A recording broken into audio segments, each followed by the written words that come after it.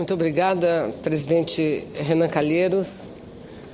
Quero cumprimentar Vossa Excelência, presidente dessa Casa, Senado Federal e presidente do Congresso Nacional. Quero cumprimentar o excelentíssimo senhor ministro Marco Aurélio de Mello, presidente do Tribunal Superior Eleitoral, e pedir licença, ministro Marco Aurélio, assim como pedir licença do ministro Henrique, do ministro Tarcísio, do ministro Adhemar, para cumprimentar de forma muito carinhosa as ministras que participam do Tribunal Superior Eleitoral e que estão aqui conosco, ministra Laurita e ministra Luciana. Obrigada pela presença. Quero cumprimentar deputada federal Elcione Barbalho, procuradora da Mulher na Câmara dos Deputados. Cumprimentar deputada federal João Moraes, coordenadora da bancada feminina da Câmara dos Deputados. Através delas, eu cumprimento todas as deputadas aqui presentes, e o presidente Renan já leu a relação. É quase toda a bancada, ministro Marco Aurélio, quase toda a bancada feminina. E o ministro Marco Aurélio, antes de chegar neste plenário, vindo da sala da presidência, comentava: as mulheres são mobilizadas. E a deputada Perpétua respondia: temos que ser, ministro, somos tão poucas que temos que ser muito mobilizadas para conquistar nossos direitos. Então, cumprimento todas as deputadas, assim como as queridas senadoras aqui presentes. Senadora Ana Amélia, que está entre nós. Quero cumprimentar a ministra da Secretaria, titular da Secretaria de Política para as Mulheres, ministra Eleonora Meneguzzi. Obrigada pela presença, ministra. Cumprimentar a secretária das Mulheres do Distrito Federal, companheira Aguamir. Cumprimentar a Rosinha da ADEFAL. E vocês perceberam que a Rosinha subiu aqui ao plenário, na mesa diretora, com muita facilidade, porque da outra vez foi diferente, não havia acessibilidade. Então, senador Renan, muito bem, de grande valia essa acessibilidade para todos aqueles que, diferente de todos nós e todas nós, vivem com muita dificuldade. Quero cumprimentar o senador Waldir Raupp, e aqui fazer uma homenagem ao senador Waldir Raupp. O senador Waldir Raupp foi, eu esqueci meu discurso bem ali em cima da mesa, não me lembro o número da lei, mas ele foi o relator da mini-reforma da lei que estabeleceu a mini-reforma eleitoral, e foi com o senador a lei. Mas o ministro Marco Aurélio, o presidente Marco Aurélio, falou tanto da lei que não há nem necessidade de repetir a lei 2.891, de 11 de dezembro de 2013. Senador Waldir Raupp foi o relator da lei, a lei que iniciou o debate aqui no Senado, passou pela Câmara dos Deputados e voltou para o Senado. E foi exatamente o relator da matéria, ministro Raupp, quem primeiro a bancada feminina procurou. Eu apresentei uma emenda no Senado com todas as assinaturas e o apoiamento de todas as senadoras, prevendo o que está hoje no texto da lei, com o apoio das deputadas federais todas, e fomos nós, senadoras e deputadas, com o senador Waldir Raupp, que, desde a primeira hora, se comprometeu conosco em aprovar esse texto e, assim, contribuir com a luta não das mulheres, mas com a luta da sociedade por maior democracia e pela participação de uma parcela importante, mais da metade do povo brasileiro, que somos nós mulheres, na vida pública e política desse país. Eu quero cumprimentar todas as companheiras, os companheiros presentes, são muitas representantes de entidades, de partidos políticos que aqui estão.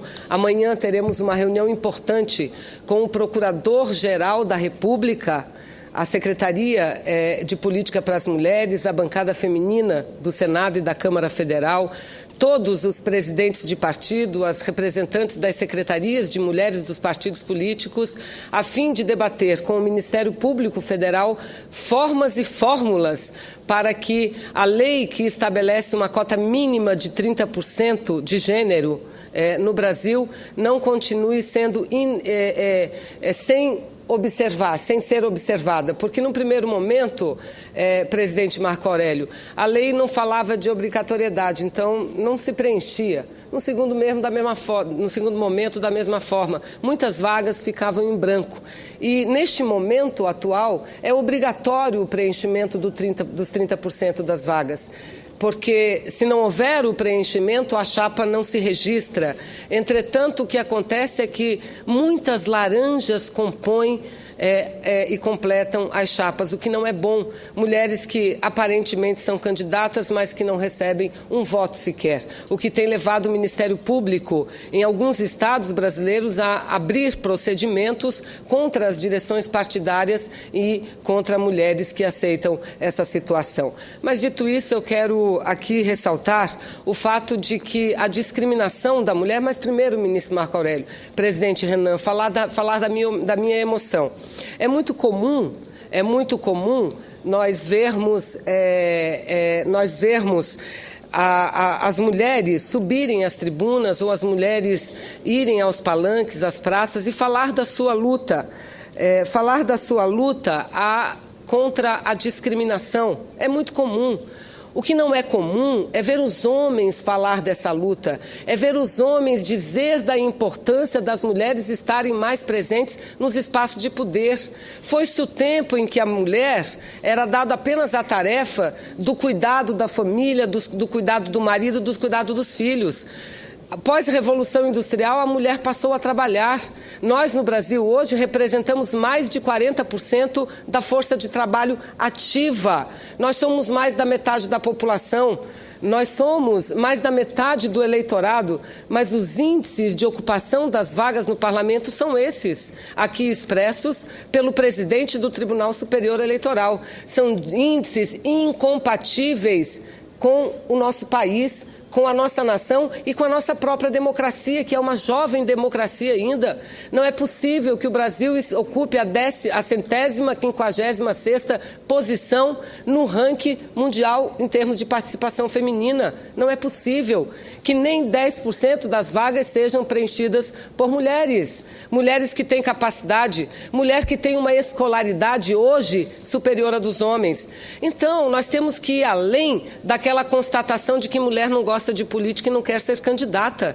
Nós precisamos enfrentar todos os obstáculos que se põem à nossa frente, absolutamente todos. Um deles, não temos dúvida, presidente Renan, é o atual sistema político eleitoral brasileiro, que exclui a mulher, que, aliás, exclui o trabalhador, exclui o menos favorecido, exclui o pobre também. Não é? Eu aqui estou numa grande expectativa do julgamento do Tribunal Superior Eleitoral em relação a uma ação ao ADIM, que ingressou à Ordem dos Advogados do Brasil, porque o país, a nossa democracia, preconiza condições iguais para todos. E tudo o que desequilibra essa situação de igualdade deve ser banido da nossa legislação. Mas, enfim, é uma legislação que também exclui as mulheres, que não permitem que as mulheres participem. Mas há um outro fato, que é o fato maior de todos, que é a história e a cultura, a carga cultural que a sociedade traz em si contrária às mulheres. Uma sociedade que a mulher é capaz, é competente para cuidar da casa, para trabalhar, para produzir, mas não para mandar, não para decidir. É essa cultura que nós temos que enfrentar. E aí, cumprimento todos os ministros e cumprimentando o presidente do TSE, por essa publicidade. Uma publicidade que resgata a mulher, mas resgata a política também, como dizia ontem a deputada João Moraes, porque é na política que se decide bem ou mal, é na política que se decide. Já dizia Bertolt Brecht que o maior analfabeto não é o que não sabe ler e escrever. O maior analfabeto é o analfabeto político, aquele que não entende nem percebe que todas as decisões e todo o futuro da sua vida diz respeito a decisões tomadas pela via da política, não é? Então, eu não tenho dúvida nenhuma que essa propaganda fará com que a sociedade reflita a condição da metade da sua população que está excluída. A democracia brasileira tem uma dívida com a sua gente e com a metade da sua população. Não podemos mais conviver com as mulheres sendo subrepresentadas no Parlamento brasileiro. E, para concluir, presidente Renan, dizer que, como Michelle Bachelet, que tomou posse recentemente para o cumprimento do seu segundo mandato de presidente do Chile, mas que, quando esteve fora da presidência, porque lá não é permitida a reeleição, ela se dedicou à luta das mulheres no mundo inteiro e foi presidente da ONU Mulher. E dizia da ONU Mulher, a primeira presidente, muito obrigada, ministra, da ONU Mulher, e dizia o seguinte: quando uma mulher entra na política, muda a mulher.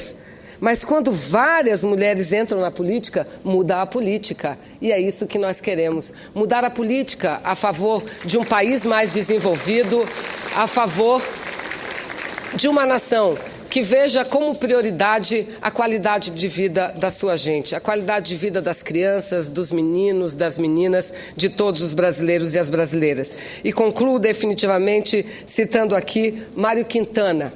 Mário Quintana, que escreveu o seguinte para as mulheres: plante seu jardim e decore sua alma, ao invés de esperar que alguém lhe traga flores. Muito obrigada, presidente.